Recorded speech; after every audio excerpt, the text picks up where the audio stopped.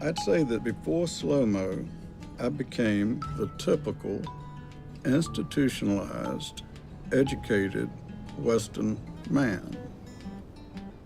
In other words, I was driving a BMW to work. I was working long hours. I was paying my taxes and doing everything by the standards of society and so on, just like everybody else in the workforce.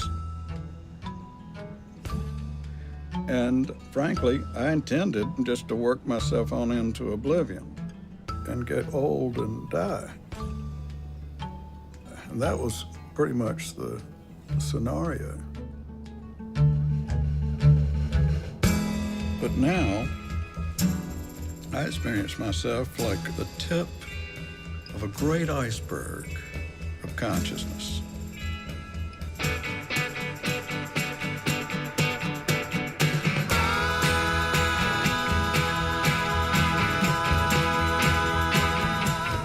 I don't know. I mean, he might have been a musician. He might have been an actor. He got this disease where he can't recognize faces. Like, if he looks at your face, he just sees like a blur. I think he might be like a veteran. No one knows if he's homeless, if he's not. He hangs out here all day, every day.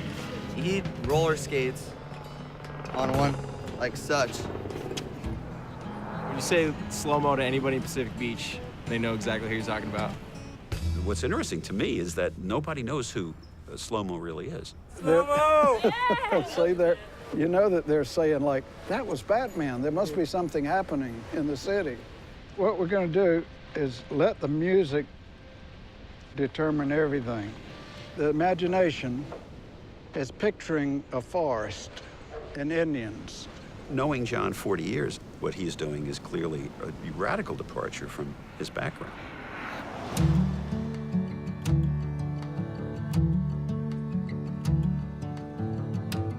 I grew up in North Carolina on a little dairy farm. I was typical of a little southern boy doing the simple things, going to school and playing cowboy and all that type of thing. When I graduated from college, I didn't have a plan, but I had been ushered in the direction of a medical school. I got credentialed in both neurology and psychiatry.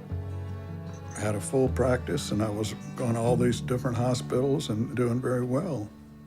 And it was kind of the zenith of my manhood.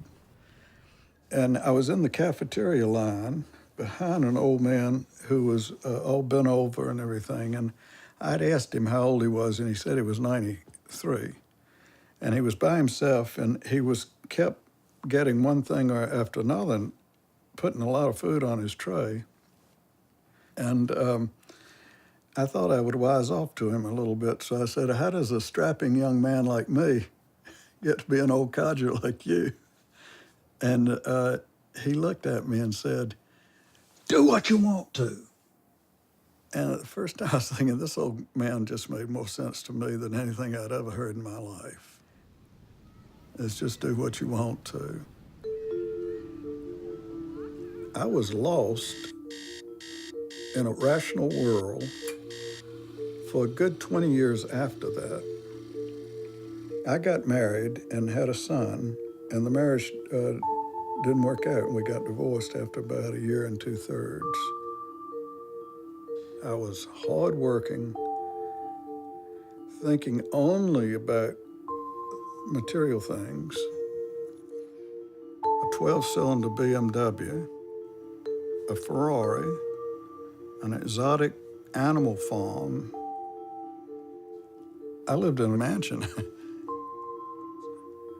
I remember I would leave the office and I would think to myself, how much of today promoted me spiritually and how much of it promoted me financially?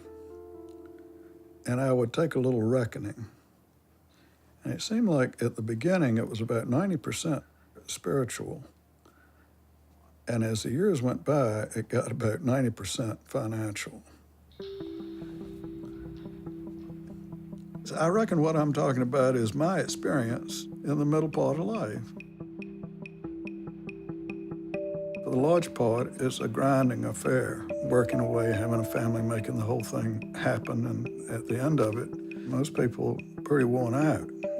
They don't believe in God, they don't believe in anything beyond this ephemeral existence that we're in now, and their attitudes are cynical. They're what we in America call assholes, and I was one of them. It occurred to me one time when I was driving to work, and I had a lot of reports to dictate that day, that I was still shoveling shit, which had been the way I started my life on the dairy farm.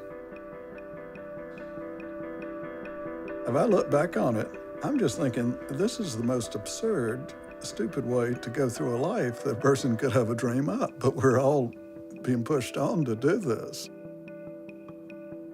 And then I had the opportunity to stop. I gradually began to notice that I was getting things backwards, like x-rays. And I began to be aware, like, golly, I might not be able to see as well as I think I can. I got to where I couldn't recognize faces. I couldn't tell for sure if this person was somebody I'd seen before. So I was thinking, gosh, if I'm going blind, I'm losing my vision, and it's affected my work, and my work is very unsatisfactory to start with. I'm thinking suicide and that type of thing half the time. Why don't I just cash it in and start a whole new life? Like, be another person, reinvent myself. I don't have to be a doctor to the last minute and then keel off into the oblivion that way. And I remember that old guy saying, do what you want to, so I started coning down on it. And I found out all I really wanted to do was the basic things and skate. And every day I would come out and just skate as long as I could. And sometimes I would skate like even through the night. I just loved to skate. I loved the feeling, and the more attention I could put to it, the more enjoyable it got. But it was the only really spiritual part of my life. I'd be out there thinking about God and subjectivity, and every night I just went back to it like some sort of religious thing.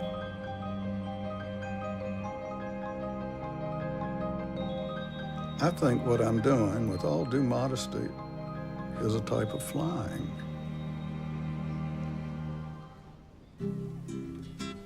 I was always trying to perfect this technique, skating in slow motion. I realized that there was an aspect to lateral acceleration which made many of us feel good. I studied this, and there's a neurological explanation for this type of thing. Acceleration stimulates a set of receptors which are in the inner ear that connects us with the center of the earth by gravity. The otolith, which is a piece of calcium, sits on a membrane so that any change in the relative position of gravity will make this stone roll, and therefore there will be some indication that the body is moving relative to the center of the earth. When I skate, the whole idea is to keep a continuous feeling of acceleration, even though it's very small. And if you keep it constant, the feeling of expansion continues to build. Anything where you can get this angular acceleration feeling, you can use that for meditation because it puts you in the zone.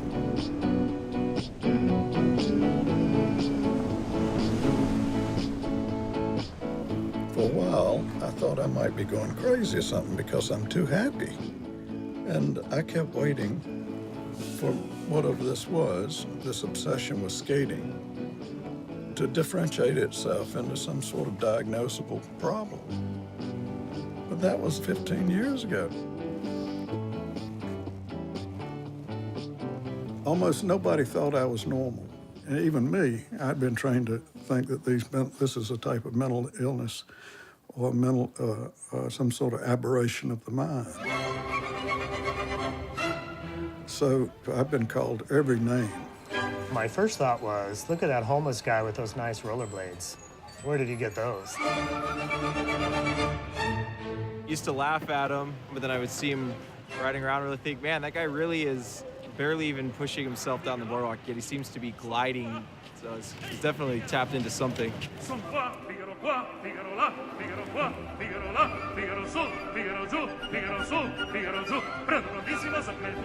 He's really good, you know. I mean, for his age, it's great.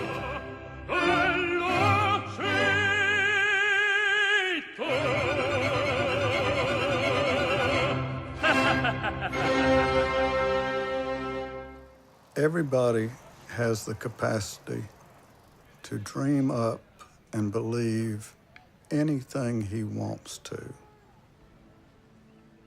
The shrinks, or the psychoanalysts would call it, a personal delusional system. And you believe it because you choose to. When I skate, I try to regress down to what I think is about age 11 and a half, which is the last of the idealistic years before the testosterone and all the other stuff takes off. And then before you know it, you're in the middle third of life. So much of the popular media that we read is you have to have X amount in your IRA. You're driving a nice car, and that means you're okay, you know, you're retired. And John could have all of those things, but he's chosen a wonderfully simple lifestyle. He's got a studio apartment. He's got his life down to the bare essentials. All he needs to buy is a nice pair of skates, and he hangs around at the beach. Once we see the light, we know that there will be no satisfaction until we experience a kind of divinity, something that's as close to divinity as man can experience. And I had an opportunity to get in that. When I start skating, it happens to me. Hey, dude. I don't identify as a doctor anymore. I mean, I still, for family and whatnot, I give some opinions here and there, but frankly, at this point, I'm just trying to get to the end of my life without becoming an asshole again. Dude, I like the look. I like it. How's it going? Hello, Purple. You're wearing purple.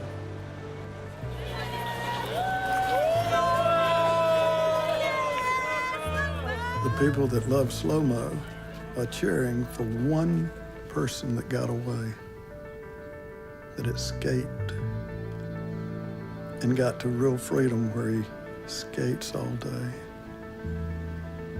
doesn't apologize. He's simply doing what he wants to.